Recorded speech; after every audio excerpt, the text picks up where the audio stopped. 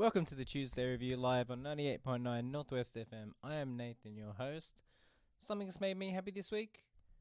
I think the new video game, Clair Obscure Expedition 33. New video game out everywhere and on Game Pass, and I've been playing it the last few days, and I'm really enjoying it. At the moment, I am hosting all by myself, which is fine. Something a bit different. I guess we'll start off with a video game review that I've kind of been holding on to a little bit too long. The game's been out a month already. It's called Rosewater. We alluded to it when it came out, and we did an interview with Francisco, the developer. I'll leave the link in the description of the video of the episode this week for that video. But the game itself is, I would class it as a sequel to his previous game, Lamplight City. Even though they're not directly connected, they're set in the same universe and have some of the same characters and lore. With our main character, Harley Leger, being related somehow to one of the characters in Lamplight City. It's completely different than that, whereas Lamplight City is like a Victorian Sherlock Holmes kind of game. Rosewater is very much a Western epic. And I'm not going to go too much into the story because I find these games, they're the closest games, I believe, to movies that exist. They're essentially a narrative. They're like a book or a film that you act out and play, with some branching decisions. Usually, with most of the games in this genre, the point-and-click genre, the choices don't really add too much variation to the story overall, except maybe a couple of different endings. So you play it out like a film, and it's usually hand-drawn, like classically animated, which is nice for me. I'm, a big fan. We grew up on these games. But this game has a whole cast of characters which you collect in the search for like a mythical treasure. I'm not going to go into, who you collect as your cast of characters because that's part of the fun. I'm going to keep it very vague. The animation is lovely. It's in full 1080p, which I know sounds kind of quaint, but a lot of these games usually have a smaller resolution because it's all hand-drawn or hand-animated pixel art, which is quite a feat considering the game engine they use a lot of the time is kind of, duct taped together and kind of you just work with what you got, I guess. But it looks amazing. The animations look amazing too. The voice cast is amazing. And I would say, I haven't quite finished it yet because I suck at these games. The puzzle's always a little bit too hard for me, and I have the smooth brain. I'll get there, but these games take me a little longer. I'm not that good at them. But I do enjoy them. Everything about this game is great. The writing, the voice acting is amazing. And I would say everyone should give it a chance. Pick it up. It's out now on GOG, Steam, and other places where you can access PC games. It is coming to Switch eventually, but it's not there yet. Also joined by Alan. How you going, Alan? What's something that's made you happy this week? Something that's made me happy this week is finding out that I'm arguably probably stronger than I was in my 20s. Oh, good man. There you go. I lifted myself to 20 kilo sacks, so 40 kilos with very little effort from my ute to into my garage. Nice. And just at work, I think I've lifted like 60 kilos just by myself off the ground. It's all fun and games till you tear a shoulder. Hey. I don't lift above my shoulders. All right, until you do your back. Until I do my... And I always tighten my core up and make sure I'm doing it properly. Until you do a knee. Yeah, there's something that can go. I'm doing my best, but I think there's a little bit of joy in we're in our 30s. Yeah. Life's rough. Being strong. Yeah. Being just being like, you know what? I'm stronger than I used to be. Yeah. Because normally you get to this age, which is not that We're old. not terribly old, all things considered. But, a lot of people end up Especially, we've seen some people, our peers, and they look rough. We don't look as rough. We don't look as rough. And that's a perverted delight you do take as you get older, dear listeners. You're aging a little bit better than some people you didn't like when you were younger. And we're it is perverted. I agree, it's a perverted delight, but sometimes you need it. But you do need it. So we're doing all right. Yeah, we're doing all right. And like I said, just, there's not always a lot to be happy about. Elections happening and everything else, and the world, especially the Western world, being on fire more or less. So taking that bit of joy, I'm like, you know what, I'm doing okay-ish. You still got some strength in the old ball. That's it. Anyway, back to my review. I'm discussing the Rosewater point-and-click adventure game. This is a hard one to talk about because I don't want to go into the story. Because the story is half the fun. If I tell people, oh, this is your cast of characters, then you're going to see them in the game and you're going to think, oh, they joined my party. Yeah. I'm like, but that should be part of the excitement, That should right? be a reveal. I'm not. It's like, I guess an example would be, like the Magnificent Seven movie. Like you don't want to just all the characters that are going to come into the hero's party, right? You want to like, I wonder when this guy's joining. No, you want it to be. You want it to be a surprise. Yeah. You want to be picking these characters up as you find them and not necessarily knowing they're going to join you. Yeah. So I'm not gonna rattle off the cast because I think it's part of the fun going in blind with these games. All you need to know is that Harley Legere leaves Lamplight City for Rosewater, and she wants to find the mythical treasure. And there's a little bit of a branching narrative, but I'm not going to give anything away. It is a good time. Go play it. All right, moving on. Me and Alum and the other boys, but they're off doing some fun things in the city tonight. We all saw Until Dawn, the new horror film, based on the PlayStation video game. Would you say loosely based on? I would say loosely based on. Yeah. Yeah. I mean, it's one of those kind of horror movies where they almost just use the name to get the movie made. Because when you consider, we played the game a few years back now. This would have been what, like 2016 almost, or something around there. Yeah, I'd say around there. Around that period, yeah. It was a PS4 game. Yeah, PS4. Not even Pro. Anyway, but yeah, like when you consider what the game was, the thing, like obviously there are themes that it shares, but I think the game concept being a, what do you want to call it, decision based, and then also quick time event. You can't put that in a movie, really. This is it's an interesting night tonight because I was just talking about like point and click adventure games, and this is in a way the modern equivalent of that kind of game. Yeah. Because it's telling a movie-like story where you make some decisions. You have to make them a bit more quickly, but they impact the narrative. They've written this. I would class them in the same genre. They're the adventure game. And yeah, I think this movie, it has some elements of the original game, but it doesn't really share too much with it. No. It's one of those films that they kind of just use the name to get it made. Sony wanted to make a movie, so they used this name, and they just kind of made a story that fit. That's not to say it's bad. It shares one of the characters from the game too, Peter Stormare. I would never know if I'm saying this last name correctly, but I just know him like the Fibonacci guy. Yeah. From Prison Break. Yeah. He's in it, and he's a good actor. Yeah. He's a good time. He's a good villain, as always. Not that he's necessarily the villain in this movie. I mean, unfortunately, due to his typecasting, he's like, oh, he's in it. Yeah, he's probably a bad guy. Yeah, probably. Anyway, also find this movie, for me, it's good. The violence was good. Mm-hmm. It's one of those horror movies now. Like we've had a studio horror film that actually embraces the violence and the gore is kind of rare these days. Yeah, we get a lot of gory horror, but most of them aren't studio films. No, they're like kind of independent or lower budget films. But this movie, or straight to streaming. But this movie embraced a lot of the violence and the gore, which was good. And it's pretty well done overall, I would say. Yeah. I did like some of we'll call them the head smashings and the explosions and some other kinds of things. Yeah.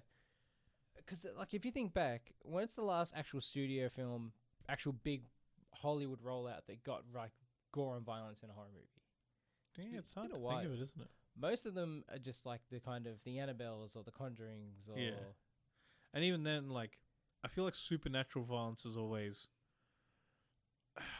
it's not tamer in any way, but it's it's almost more allowable because you're like, oh, well, that wouldn't happen in real life. That being said, a lot of things that happen in this film wouldn't happen in real life. But some of the, we'll call it person-on-person violence, more or less. Yeah. That's you could see a person doing that. It's not great. Yeah. If you've been on certain parts of the internet, you've definitely seen a person do some of that. Not that I recommend that. But, yeah, it's more when a person's doing it to another person, that's usually pretty kept away from, like you said, big budget kind of mainstream films. Yeah. So, I mean, that's good, right? That's, are we moving closer to kind of having this kind of violence allowable in a main studio horror film, which it would be good.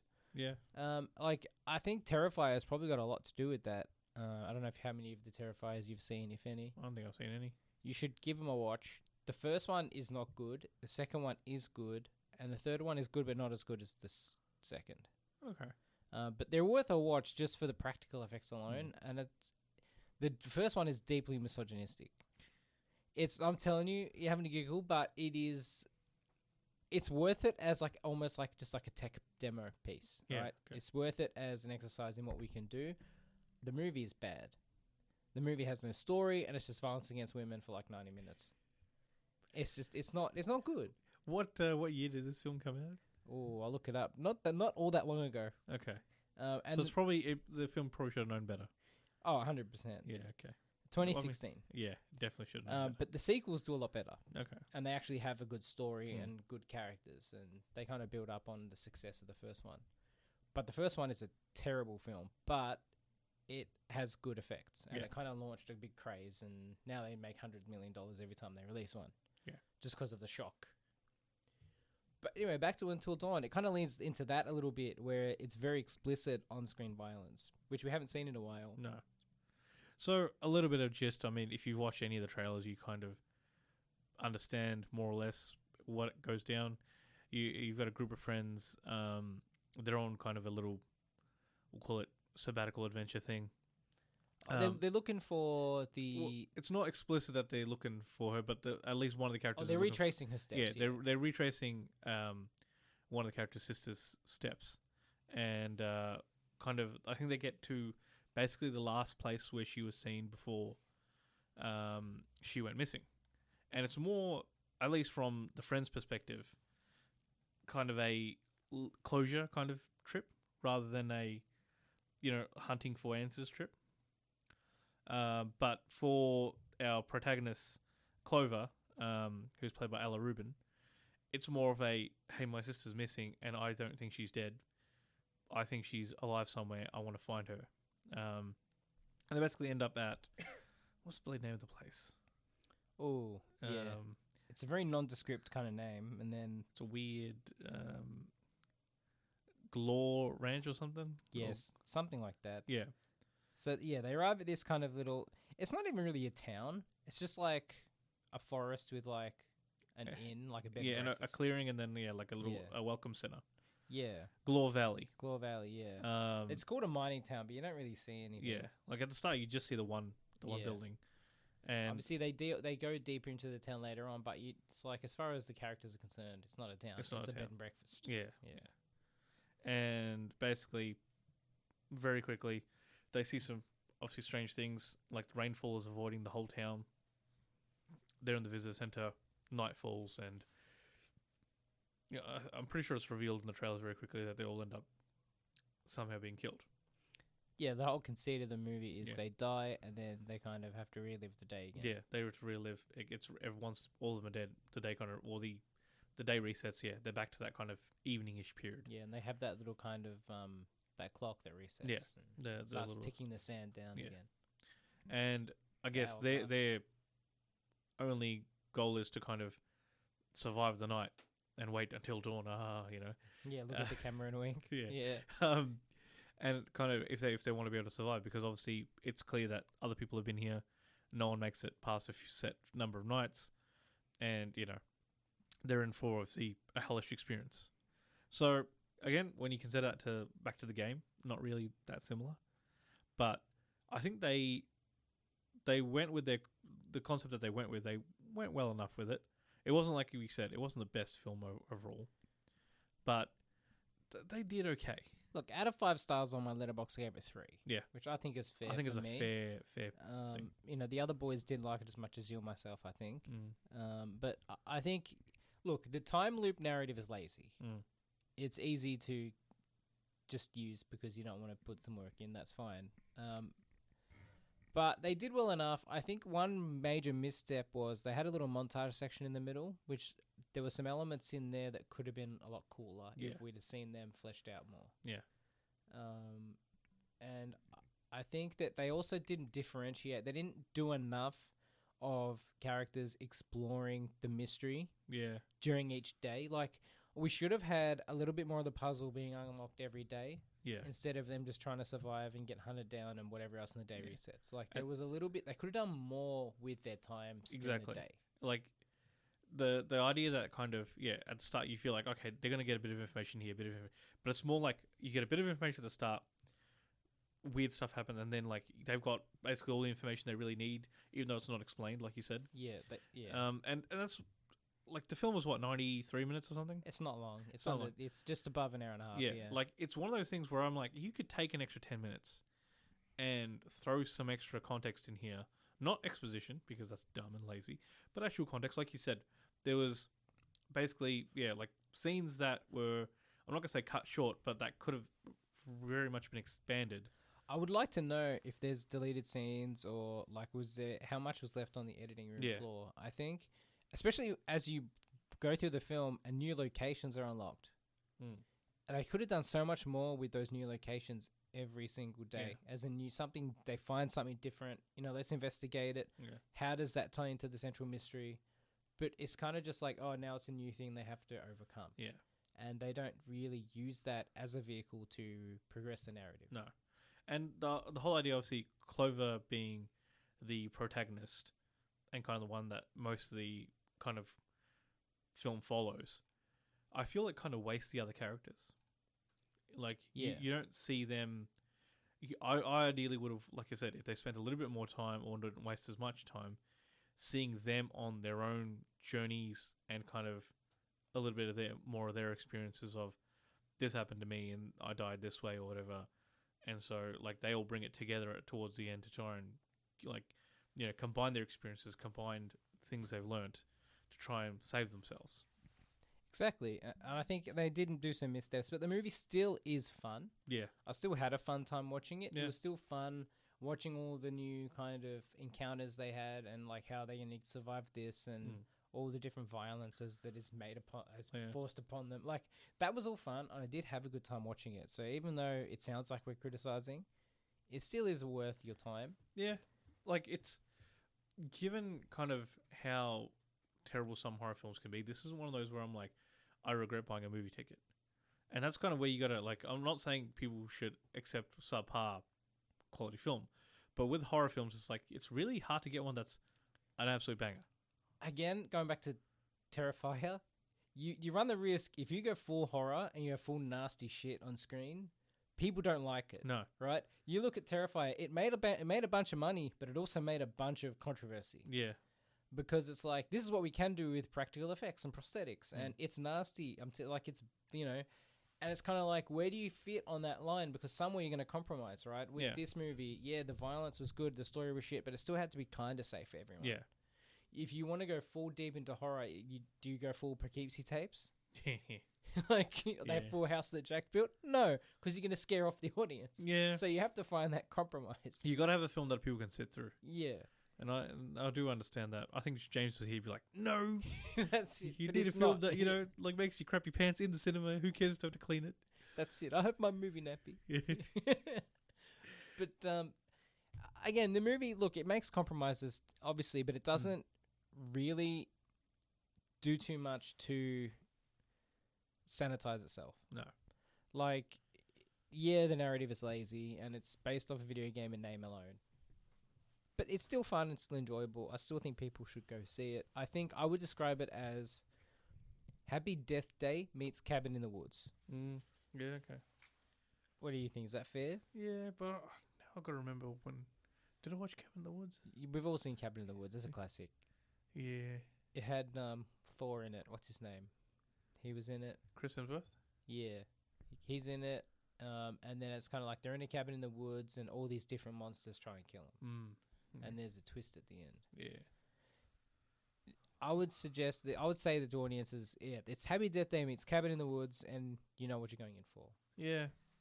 Like, and, alright, from my opinion, because I guess we're going to also talk about Happy Death Day, I feel this was a better film than Happy Death Day. Yeah. So Happy Death Day is very... Again, that's a movie that made a lot of compromises to get made. Yeah. And it uses the time loop premise. Yeah. With a killer. Well, look, we'll talk about that. We might go to a quick break, and then we'll talk a bit more in depth on Happy Death Day and how it kind of fits into this. I guess just final thoughts on Until Dawn. Like I said, it's the greatest horror movie of all time. Damn no. It's like a 2.5 to 3 star movie. But that's not, again, given a horror film, that's all right in my opinion. It's worth a watch. Like you'll get something fun out of it. Oh no, it definitely is fun. And we'll go to a very quick break, and we'll be back with more after these quick messages. You are back on the Tuesday Review Live on 98.9 Northwest FM. Moving on, so yeah, Until Dawn's good. You know, the time as far as time loop horror movies go, there's not all that many. There's a few, and the other one of note, I guess, in more recent years is Happy Death Day, which I rewatched. I enjoyed this movie. Alan watched it for the first time. So it's about, I forget her name already, but her name is Tree Galvin.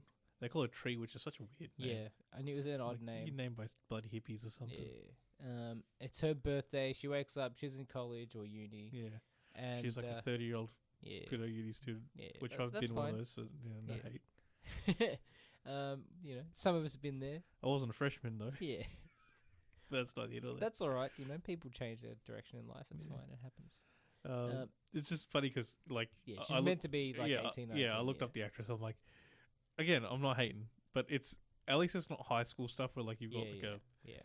Look, she also doesn't look that old. No. It's just going to pull you out of your kind of suspension of disbelief. It's not like an 80s thing where you've got the 50-year-olds playing high school kids. It's like how do you do, Grease. fellow youths? Yeah, go watch Grease, kids. That's terrible. It's a great movie, but, man, actors' choices are terrible. Anyway, she gets murdered every day on her birthday. Lovely present. And kind of, I guess, the mystery is, you know, how does she escape getting murdered and who is the kind of murderer? So it has a little bit of similarity with Until Dawn, but obviously they're very different films. How did you approach this movie? Like, did you enjoy it? So, like I said before the break, I definitely liked Until Dawn more, just because of, like, the overall theme I feel was definitely darker in Until Dawn. Whereas this, like, because of the... Not knocking Christian. Yeah. But this is Christian's kind of... This is Christian's kind of horror film. Yeah. Yeah. That sort of thing. Whereas, you know, because it's got that, like, I don't call it, but like, ditzy glamour girl thing. This is like Mean Girls if Mean Girls was a slasher. Exactly. Yeah. That is such a good description. Mean Girls is a slasher. Because when I started watching it, and you just see Tree, she's in like we'll call it a hot girl sorority. Yeah. And she's just being unkind and that sort of thing. I'm like, you know, why am I watching this film, Nathan? What did you get me into? You know, like maybe that's the design of the film that you're almost rooting for her to die because you're like, you know, get you. Well, she's at the start of the movie anyway. She's a terrible person. Yeah, she's insufferable. Yeah. She's like literally a mean girl. Yeah. And it's just like, you know, you bad people, why you do this? But then, you know, she ends up getting. I think the first time it's just a. I mean, so I guess the message of this movie is if you get murdered enough, maybe you'll learn something. You'll become a better person. Yeah. That's the part that, again, rubs me kind of the wrong way about it. It's just, like, she needed to die multiple times just to kind of improve her outlook on life. And I'm like, is that really the message we want to go for? Like, you know. Probably wasn't the way it works. Yeah, you know. Surely, if you were stuck in that time loop scenario, your outlook on life would be drastically worse after being murdered a few times. Yeah, I would say so. Yeah, I would imagine so. Yeah. Like, a lot of times, look, pressure can kind of bring the best out in a person, but in so many situations, it brings the worst out in a person. So, you know. I mean, also considering the fact that you'd have mad PTSD, trauma, and, like, just pain. Yeah. Because, like, again, not to spoil... Well, we can spoil this one because it's a bit old. Yeah. I don't know how you want to do it. We could do a mild spoiler-free. spoilers. Like, she appears to have kind of remnant trauma from each of the death experiences. Yeah. Which kind of accumulates in her body and in her psyche. And, like, I think one of the times she just wakes up and has to go to the hospital straight away. So, like, you know... Like, as the you headaches said, get worse. Yeah. So, and that doesn't really get resolved either. No. I think it's like, does she just have, like... Well, there is a sequel. Is there? There is a sequel. Okay. So maybe we'll have to get you to watch a sequel. Maybe I'll have to watch it. It's Happy Death Day to You. Oh, yeah? Like, happy birthday, happy birthday, yeah. So I think they look into that a little bit in the sequel, if I remember correctly. Yeah. But, Yeah, it's definitely not the greatest film. It's again, horror films get a bad rap, but this one is a 2.5 to 3 star for me. Yeah, probably sit closer to Yeah, 2.5. but it's definitely not the best horror movie ever made. But it's another horror movie with that time loop kind of shenanigan. Yeah, and it's always interesting to kind of see, again, a person's perspective, because, like, my favorite time loop will always be Edge of Tomorrow. But that's not horror. That's action. That's Tom Cruise being a G, you know, and Emily Blunt. That is a good movie. Yeah, being the boss lady. I mean, my favorite has to be Groundhog Day. Groundhog Day. Yeah, Bill Murray. I don't think I've properly watched it. That's what I should have watched. I should have watched this and then Groundhog Day, and that would have been the perfect episode, I think. Yeah. You know what we're gonna do? We're gonna do a loop. We're gonna watch Groundhog Day for next week. Okay. Watch Edge of Tomorrow and Groundhog Day. Done. That's it. So, boys, if you listen, we're watching Edge of Tomorrow and Groundhog Day. You can talk about Crocodile Dundee some other time. Just imagine the contrasting of, like, two of the greats. Yeah. Well, that's it. Just like you said, the whole idea that grips me the most is, what does a person do with that level of knowledge? And in this film, I think I know what we'd be doing. Yeah, we'd be gambling. Oh yeah, guaranteed. Guaranteed. We'd be getting the winning pokies number, Yeah. the winning numbers for It's like, look, I'm going to die tonight. Might as well, Yeah, that's it.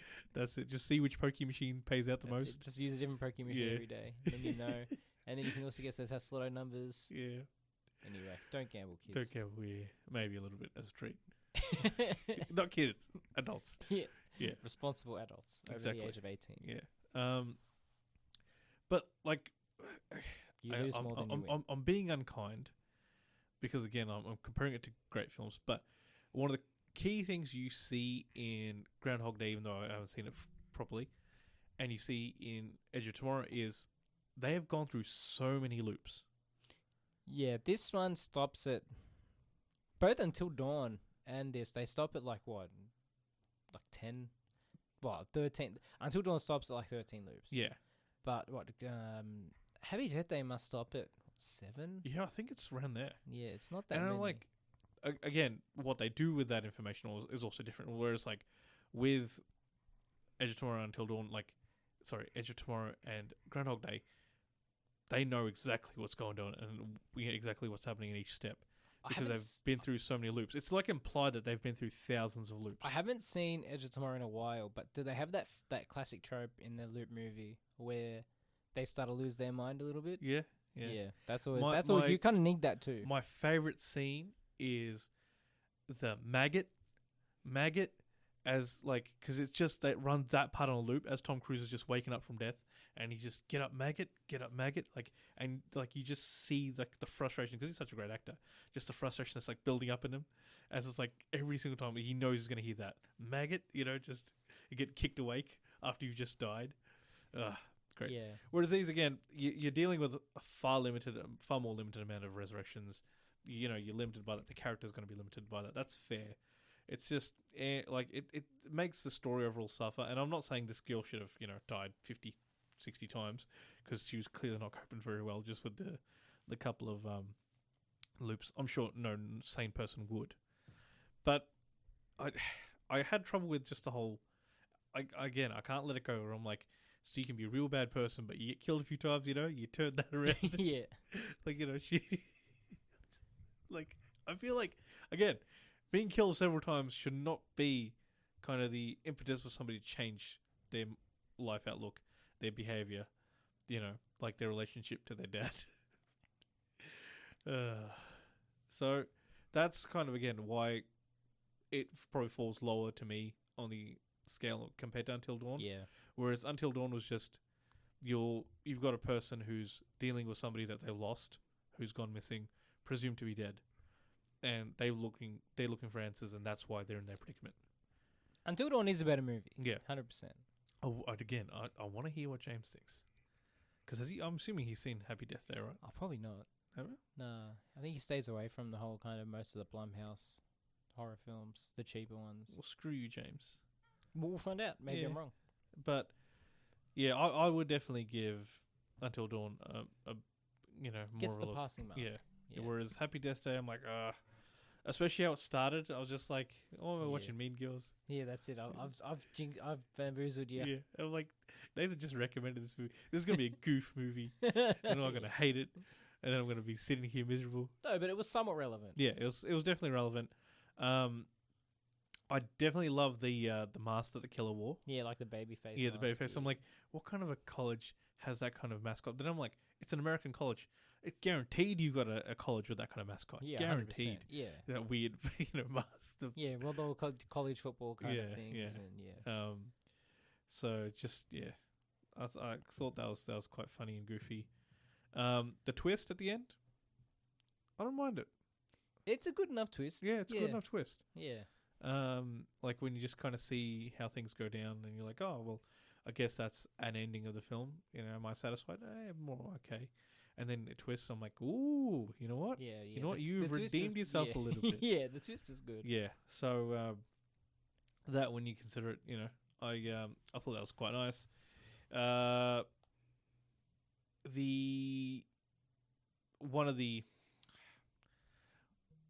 is obviously a bad guy, Rob Mallow. He's I guess one of the actors. He may or may not play a bad guy. That's up to you to decide. But I think he does quite well. He's just got to look for it. Yeah, he does. Yeah, It's unfortunate. I can't imagine him playing, more of a nicer... a lead in a rom-com. Yeah, like, and for all I know, again, he could He's probably... an actor. He could have just been, yeah, transformed into the role. Yeah, he could pull it off. I reckon he could do like a grizzled kind of man that's, downtrodden. Maybe he's got a guitar on his back or something. He could probably pull something off. Yeah. You could see him in Yellowstone, maybe. Yeah. It's one of the ranches. Yeah. So, yeah, that was kind of my opinion. What about you, Nathan? I pretty much echo your sentiments. Yeah. It's not great. It's relevant to tonight's discussion, but I think Until Dawn's the better movie. Yeah. So, is Happy Death Day to you, once again starring Jessica Roth as Tree? Yes, I think so. It's been a while since I've seen it, but I think it's pretty much a direct continuation, and I think it deals more with like why the loop happens and stuff like that. Yeah. I think it's more into the lore. Yeah, I guess, because the film doesn't really go into that at all, does it? No. And at least from our bad guys' perspective, we're not seeing anything supernatural. No. It's just, they're just, Yeah. again, mild spoilers, they're just bad people rather than, Yeah. like monsters or ghosts or any kind of thing like that. So that is interesting. Yeah. I'll have to rewatch it. Yeah, because like the other question is there kind of explanation going to be satisfying? I can't remember. It's been a while since I've seen it.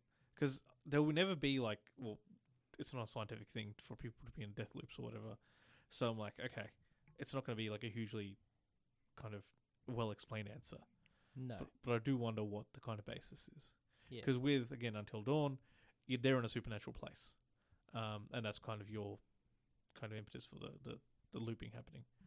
Whereas this, like, she seems to be just in her college dorm area. And so, like, the college doesn't seem to be anything apart from what it normally is. So, yeah, that'd be a good consideration. I don't know if I'll be jumping to watch it. Just because, again, the film was all right. I'm not going to go out and be like, oh, I've got to watch this again. Yeah, no, I understand. But I do like the fact that it's kind of given us that push to be like, you know what? We're going to watch, some more time loops. That's it. It's time loop season. Yeah. So that'll be the next episode. I reckon we book it in. Yeah, we're gonna watch Edge of Tomorrow and we'll watch Groundhog Day. Which one do you watch first? Look, you always end happy, so probably I'd watch Edge of Tomorrow first, and then Groundhog Day is more relaxing. Yeah.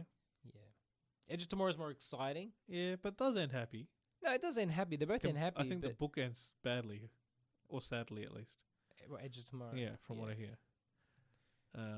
Whereas Groundhog Day, I'm like, does it end happy? Does it? That man suffered. Yeah, but he learns lessons and he does alright by the end. Yeah. See, now I reckon if James is gonna watch this and then he sees me like sympathize more with Bill Murray's situation, he'll be like, see, you're just being mean to the lady Elm. But, yeah. Moving on, I also watched something interesting, completely unrelated to a time loop situation.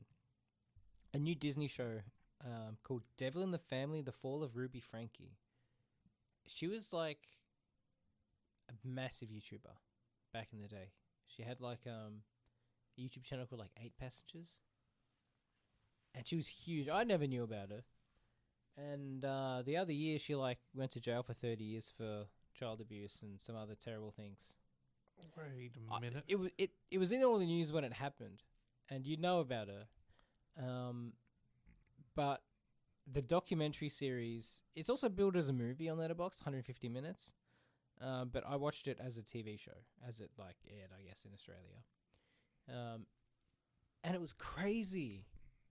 So she's in Utah. She's the mother of a good old Mormon family, and they start kind of like a wholesome YouTube channel about just how she's just her mission in life is to be a great mum, and it's just their adventures, and it takes a very dark turn. I'm not going to spoil the twists and turns because it is insane. Now this is obviously, again, like you said, based on very clear true events. Oh yeah, it's very true. She's in jail for up to 30 years. Yeah, with another person, Jodie Hildebrand or someone. I remember this in the news. Yeah. Yeah, they're both in jail for like up to 30 years for child abuse and some other. Yeah, things. they were charged with 6 counts of felony aggravated child abuse, and they're serving between 4 and 30 years. Yeah, it's unlikely. According to the documentary, it's unlikely they'll get out before 30 years. But I'm not going to spoil too much, but you watch the downfall through, like, I guess they had access to thousands of hours of, like, footage. Yeah. Right? From stuff that didn't go onto the YouTube, and kind of you see it all happening and unraveling. You see the family unraveling in video, which is kind of perverse to watch, right? You're watching the family kind of fall apart and the dysfunction. And you're watching, like... personal moments. Yeah, personal moments, true events. It's one thing to watch a dramatization of something. Like, they have a couple of the kids on, like, now they're adults, and they're, like, giving their side of the story. They have the dad on. I don't know how the dad's not in prison. I'll be straight up with you. Like, yeah, sure, he didn't actually commit any of the child abuse. And they confront him with this in the documentary. They're like, you kind of let all of this happen. And he's just kind of like, yeah. I'm like, bro. Sorry. He doesn't even apologize. He's just... Not really. And he's like, say to him, like, do you still love your wife? And he's like, oh, I love her more than anything in the world. I'm like, bro. Jesus Christ. Because, like, eventually he gets kicked out of the family for not towing the line, and she says to him, you can't contact any of the kids. And his, like, 18-year-old daughter texts him, and he just, like, blocks her. And it's kind of just like, if I was in that position, I couldn't do that. No. Like, how could you? Again, you had like 6 kids. Jesus. And you just go full cold contact and move on with your life. And I'm like, are you really any better? Obviously, we're not equipped to answer these moral or ethical questions. No. But it's a situation where you kind of think, like, he got off free, but in a way, I don't know how much he knew of what was happening, but he definitely he didn't allow it to happen, but he walked away. Yeah. And he would hear things, and he did nothing. Yeah, he would have been the prime person to stand up and stop it, given that he was the father of the children. Yeah, right. And they were trying to contact him, and he was like, I can't talk to you. I mean, so there's that side of it, which flabbergasted me. And they confront him with it, and he acknowledges that he's, a terrible person. But that doesn't make what these kids went through any easier. No, definitely But not. It involves demonic possession. Damn. And all kinds of crazy shit. You should watch it. Now, yeah. Okay. It's like, it involves kind of like... Because it's set in Utah in the kind of, the capital city of the Mormon faith. Yeah. They're all very insular to the outside world. They have their own culture and customs. Yes, they do. Which also allows them to be... Shielded, yes, but also manipulated. Yeah, yeah. Because this is our community, we don't want too much to do with the outside world. We have our own cultures, they have their whole own community, and that they only need their community. Yeah. So the other person involved in this, Jodie, she ran like... she was like a psychologist or a therapist or something like that. I don't think she was super qualified, but she was qualified enough. Right? She's qualified in spirit. She's qualified in spirit, And she was very popular, and she started like a church, basically, of like, therapy. And it's quickly turned into almost like a cult. Yeah, of course. And because these members of the community are kind of already insular and vulnerable in a way, they all kind of bought into it. Yeah. And then this Jodie's like, I'm possessed by a demon. And it kind of gets really weird from there.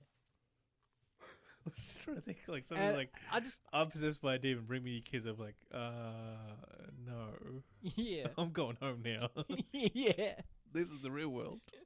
But like you said, it's when you're part of these communities where outside information and living is almost shunned. It's so common. You see anyone that's like left Mormonism as an adult or like young adult, that sort of thing. The stories they tell are akin to like borderline brainwashing behavior. Yeah, like Mormonism in this context is not the bad guy. No. But it allows, I guess, predators to more prey on these people. Like like you said, when you're in a community with your access to, I'm not going to say factual information, but at least you have the access, but it's like doing these things is frowned upon. It's frowned upon. It's right? limited. So like you live, you're pressured to follow. Yeah. Just follow suit with everyone else. If anything goes wrong, you're also pressured to almost like sweep it under the rug. Yeah, like again, with all of these kinds of, it happens with all religious communities where it's kind of just like, oh, something bad has happened that's sinful. We can't talk about it. Can't talk about it. We can't just got to pretend it's all nice. And that enables predators. Yeah. Yeah. So, it enables predators. It also deeply kind of prevents any chance of healing to take place. Yeah, so I think this was a really good documentary. Mm. And the first episode, you're like, yeah, all right, where's it going? But by the end of the third episode, you're like, oh, man. Yeah, what did the I hell? just watch? I need a cigarette. Yeah. But it's crazy. No, I'm going to give this a watch. There's been like a few kind of family channels. Like YouTube's kind of, unfortunately, prime target for this, where family channels exist and people build that weird parasocial relationship. And, everyone's like watching stuff happen. They're like, oh, look, I watched this kid grow up. It's like, you should watch your own kids grow up. And maybe kids that are in your family grow up. I think you probably shouldn't be watching strangers' kids grow up. Like, the amount that kind of... There was like Daddy 05, I think, was one of the guys. There was a gentleman, he had 5 kids all up. 2 of them were from, I think, a different mother. And those 2 kids got seriously abused. And they would film that and make it into pranks. They were like... I think they made one of the kids cry like really, really hard, and the dad literally said, "It was just a prank, bruh." And the kid like seriously said, "You made me go through all that just for a prank." And it was just, luckily, the 2 children that they were not from both parents; they were just from the father. Got taken away first by CPS, and they were given to the custody of their mother. But then the other 3 children as well were taken away. And kind of the guy's channel crumbled, deservedly so. I think it definitely goes towards like fame and ego, and I guess just people don't have like you're denying your children a right to grow up privately, which they talk a lot about that in this the Fall of Ruby Franke too. Yeah, it's a big part of it. Because if you it's almost child abuse. Just that, like all of these kids as they're growing up, everything is on camera for the world to see. Yeah, and that's embarrassing. That's embarrassing as hell. Like you go to a job interview 10 years, 20 years down the line, and somebody who's watched this is like, "Hey, I remember that time you went on the slide and you crapped your pants or something." And it's like, well, that's all well and good, but this is a corporate job, professional interview, and that person's got that in their mind just because they happen to watch a YouTube channel from you 20 years ago. That shouldn't happen to anyone. Yeah. In the same vein, I would say people should go out and watch Quiet on Set on Max in Australia. That's a very good one. It deals with some of the similar themes. Have you seen that one yet? Yes. That's the Nickelodeon one. Yeah. I think we did an episode on that, right? We did. Yeah. Where they had that, like, it got so popular that they did that kind of extra episode. Yeah. Where they're like, let's capitalize on this. And I'm like, that wasn't necessary. Yeah. But it was what it was. Yeah. But, so time loops and... Yeah. See, that was the real horror the whole time. Fame issues. Yeah, that's the real horror the whole time. Not time loops. Just like family channel wholesome activity horror. Having kids on screen. Yeah. That's the real horror. That's the real horror the whole time. Yeah. It's so tricky, right? Like especially for we'll call it like Quiet on Set for syndicated television.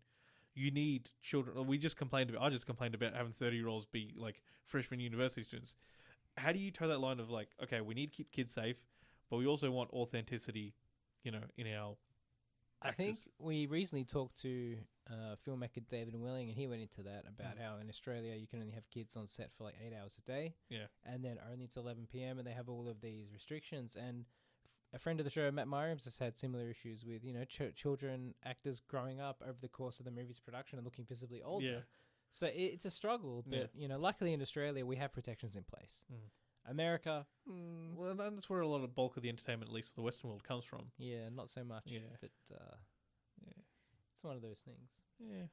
So, I think we did a solid episode there. We're just about running out of time. We are just about running out Like of I time. said, the real horror is not the time loops. The real horror is not the demons. It's the parents. Yeah, it's the parents. Yeah. That's your take-home message tonight, ladies and gentlemen. That's where the real trauma comes from. Don't be bad parents. That's it. Be good parents. All right. Thanks for listening, everyone. You can catch a Tuesday review on all the social media platforms. That is Facebook, Instagram, Twitter, Newsmast, Blue Sky, Threads, and YouTube at Tuesday Review AU. We're also on Substack, thetuesdayreview.substack.com. I'm on Letterboxd. I'm Nathan B_90. I'm Alan20. And James is channeldrifter, and Callum is Callum Tuesday. that's it. Please rate, review, and subscribe wherever you can. Give us 5 stars. It helps visibility for our show a lot. And we'll be back next week. Thanks for listening, everyone. Adios, cousins.